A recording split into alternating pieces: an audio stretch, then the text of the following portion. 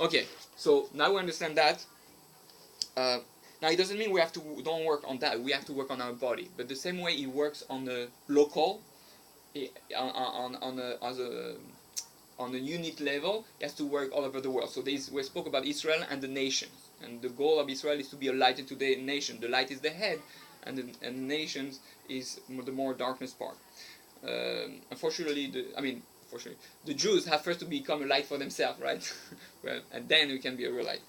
And then the body is the vessel, so to speak, to receive the light. That's why it says that man is the candle of God. I like to show it. I like pictures, so I like to show pictures. Another beautiful way to show it, right? Which is no, it's not Pink Floyd, although they took it from it. You know Pink Floyd? Is this that's the main cover? Floyd? Dark Side of Them. Okay, the Pink Floyd. I'll take some other one of them. So the light, which is the head, goes to the prism, and then is split into 7.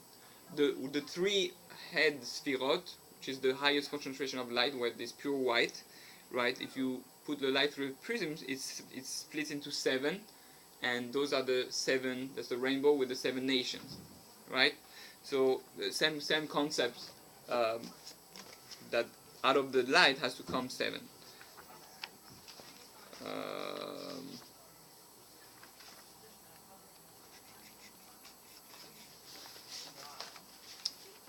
What we're going to show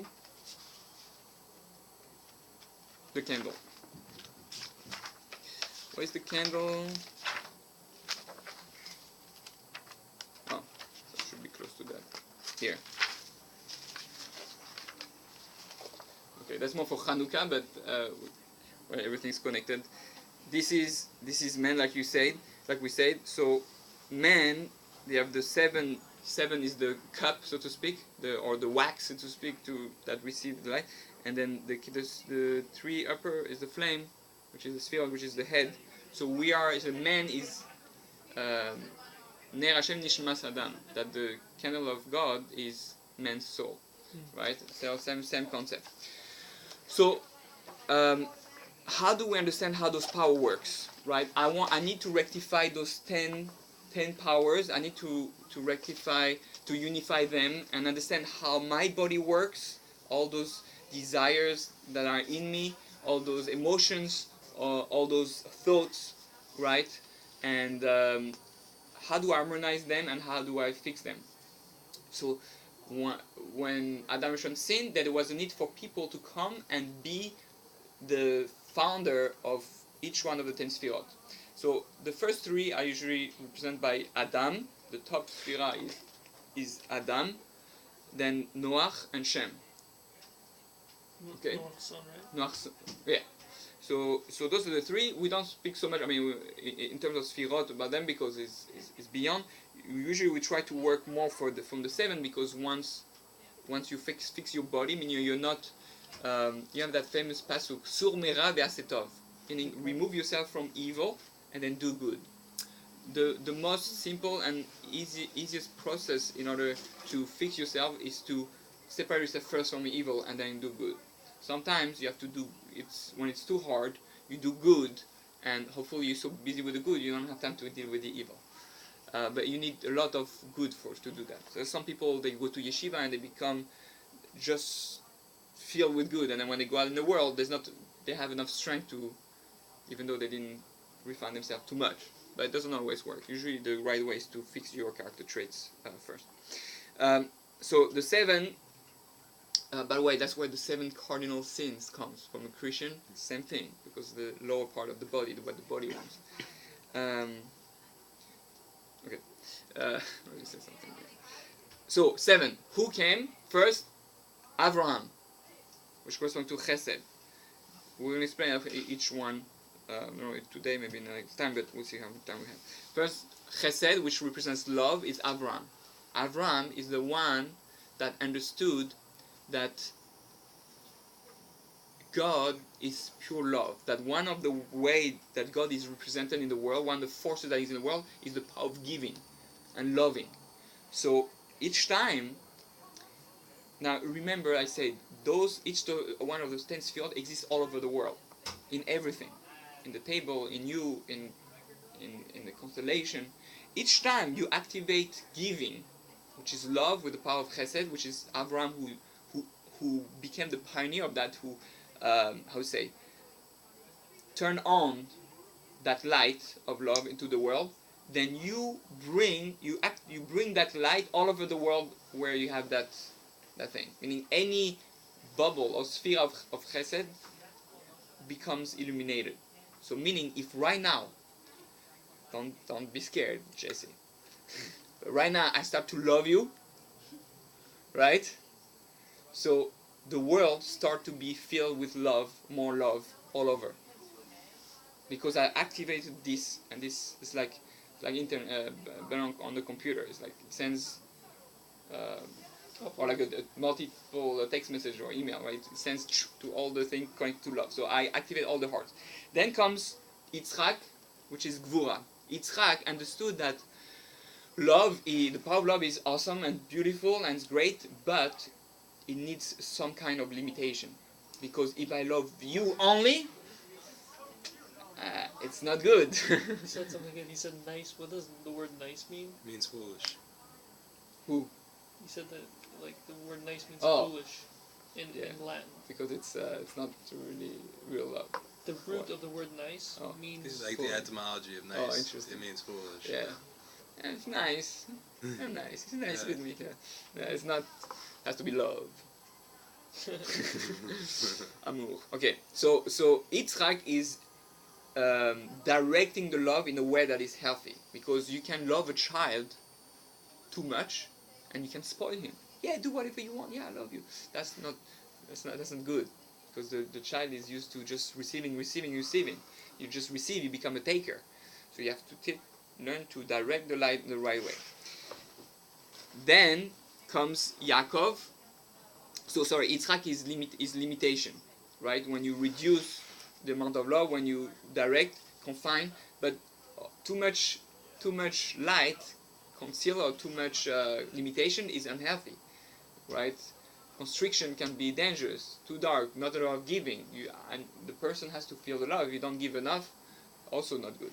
So then that's why you have the third one, which is Yaakov, which is the balance. That's why it's in the middle. It's the balance between love and limitation and restrictions. So when you're like Yaakov was the one who was able to represent Tiferet, which is beauty, which is harmony, which is harmony. If you need to go, you can. Yeah, is the harmony between the two forces, and learning to be in balance and the perfect lover. And that's why this corresponds to the torso. Tiferet, right? Chesed corresponds to the right arm. That's why we are supposed to give always with the right hand, right? Because we have to give out of love. And when we push someone, right? It says you should push someone when someone does something bad to you. You push him with the left hand, but then you bring him back with the right hand. You have to, right? You push him softly. Limitation always softly with the left hand because it's more weaker, right? And then you take with the right. And Tiferet is the torso, is the middle. That's where you have your heart. That's when you feel the balance. When you feel good, it's here. That's why when people meditate, that's the place where they focus on is that place. You feel here. Also when they play that's another thing that we'll explain later. Every name of God has different vowels, and they correspond to each part. But the part that corresponds to Tiferet, the middle, the one that is balanced, that resonates the most, what's the sound that resonates the most? When you say the sound it resonates here the most. Right? It's the center. The whole body vibrates. The E doesn't do the same thing. So is one of the name of God? No, it's not the name of God. It's the vowel.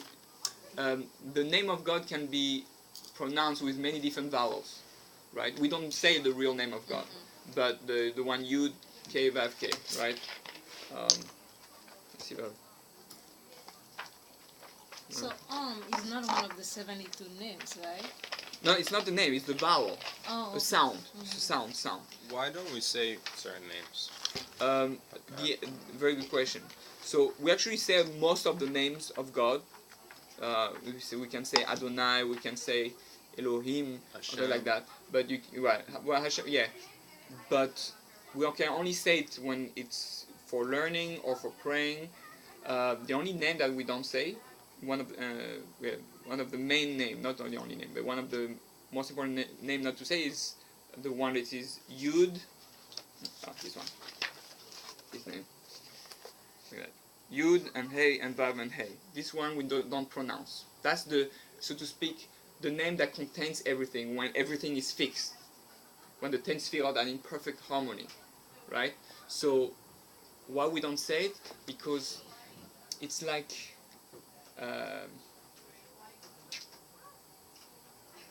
It's like you can't. it's like inappropriate. It's like, let's say you're filled with mud, and you come to the king and say, you know, What's oh, up, my buddy? king. It's like, it's like Okay. go take a shower. No, you come to the king. Not they used to clean the people before, right? You can't say something also that's not real, that's not true. You say the name of God, you don't even understand what you're saying, right? You have to be true to your speech, to your what you're expressing. So instead of that name, we say all the time Adonai, right? As we say in prayer. But when we say it, we have to have in mind this. Right now, in this world, physical, I understand God is my master. Adonai means master, and it replaces that. But I have to have in mind that eventually the name Adonai is going to be replaced with this name Yud Kei Vav Kei, and when God is going to be revealed, then we're all going to call him by its true name. Are there some Gotta learn how to tzaddikim? pronounce it then. So we don't pronounce it right. So are there some tzaddikim in this world that have a certain level of purity or whatever that pronounce that name when they pray? Not this name. No, there are other names of God that they pronounce, but this name of God is never pronounced. And it says one of the people who in the Gemara Sanhedrin, people who pronounce the name of God don't have a share in the world to come. So it's a big thing. The only time, there's a few times when it says that Moshe used the name of God and killed the Egyptians. So some say it was his name, this name. There's a 72-letter name, but this also is usually not pronounced. It's only, at least not in one shot. It's usually for meditation. Most of those names, the very holy names, we use it only in visualization. When you visualize it, it's almost like you say it on an intellectual, spiritual level. So, so we are up to Yaakov. So when they mean someone don't have a share in the world to come, so when the world to come came, what do they do with that person? They have someplace else to put them? That's a good question. There's something called the Sheol, which is a place where your soul is kind of lost forever. So they don't get their bodies back, right? Yeah, no, because once you reach the time of the world to come, you're there or you're not there. It's like, you know, if you didn't pay for a house for vacation, you can go there, but they're not going to let you in. You need to reserve your thing. So, isn't it true that we're all part of the same being? yes. So. Just before we came, we explained that we actually just want that one big soul, and we were all part of that soul. And it shattered. And shattered, and now we try to. I don't understand how souls can not be included. Those parts, you know, if they don't have a place in the world to come, how can they not be included in that one hole? Okay, very good question. Very good question. I believe the way to understand it is that it's not that they are not included; it's that soul excludes himself. But where is? It's cutting. It's like, you know, it's like making surgery and amputation, and the soul technically should be one, and should be. But this type, the truth is, let me tell you from what I've read in the Kabbalistic writing, is that it's extremely rare that there's a soul actually that is so bad that it's going to be completely cut off. Only a soul that is bad from A to Z, a person who is bad from A to Z, is not reincarnated, actually destroyed. Those souls are destroyed, like Amalek. That's why Amalek needs to be destroyed. But most souls of people, Jews and non-Jews, they all have some good in them. So they're gonna have to go through a phase of purification, but they're all gonna be there in Olam Haba, but different levels. Some, I mean, it says, yeah, based on what you've done in your what you have done in your life, that's the portion that you're gonna get. And but it's also a gate that says that is just before Olam Haba, which is called Sha'ar Chefetz, which is the gate of wanting. And those are all the people who say, I want to be righteous, I want to be good, I want to be holy, I want to be nice, I want to love. And Sha'ar Chefetz is the gate of wanting, meaning they're just there before the entrance of Olam Haba, but they just wanted. So they just wanted, but they never got in, because they never did it, right? That's how we look at it. So the best is to act upon our true desire to be holy. Okay, so let's finish that. We have Netzah, which is Moshe Rabbeinu, which is corresponding to prophecy. The Netzah is fighting for something until no end. A real friend is someone you're ready to rely on all the time. So that was Moshe Rabbeinu. Moshe Rabbeinu was fighting for the Jewish people from beginning to end. He was ready to give his life for it. That's Netzah, the power of Netzah. Hod is the power of Aaron HaKohen. The Kohen is the one that does the service of God, but more in he sees the beauty of God. He's the one in the house of God. He's the one who does the service, and he's the one also that is part of the prophecy. But he takes the prophecy, the light of Moshe Rabbeinu, the words of Moshe Rabbeinu, and make it available to everybody, and make it beautiful, and does the avodah. It's always a complicated one to understand. It's a deep one. It has to do with Chanukah also.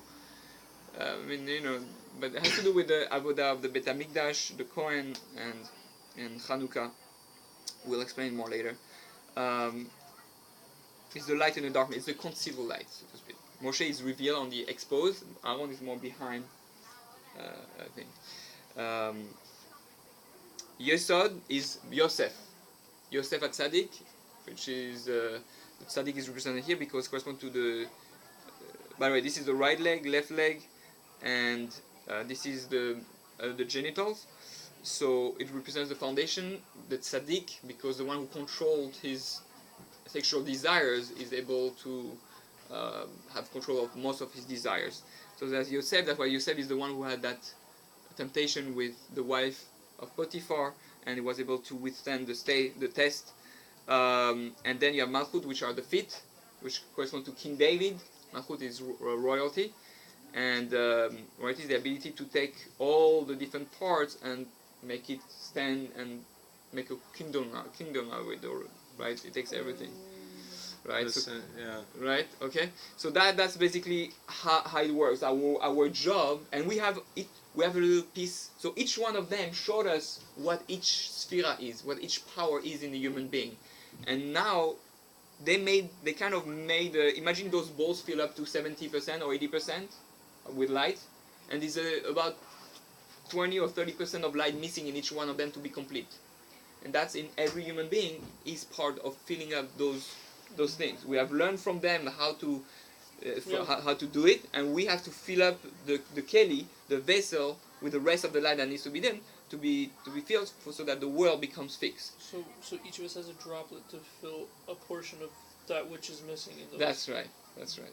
And some have to work more on Vura, some more on Netzach, some more on Chokhmah, whatever. Each one has to do that. How do we know which ones we have to work on? I guess based on who you are, what your tendencies are, and all that, you have to, based on what you need to work on as a human being, and what your desires are.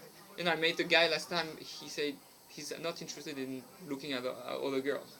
I was fascinated. It's like, really? Wow, that's amazing. Probably in his past life, he completely, fixed that area of temptation, and now he's like working with something else. Okay, stop here. Bye.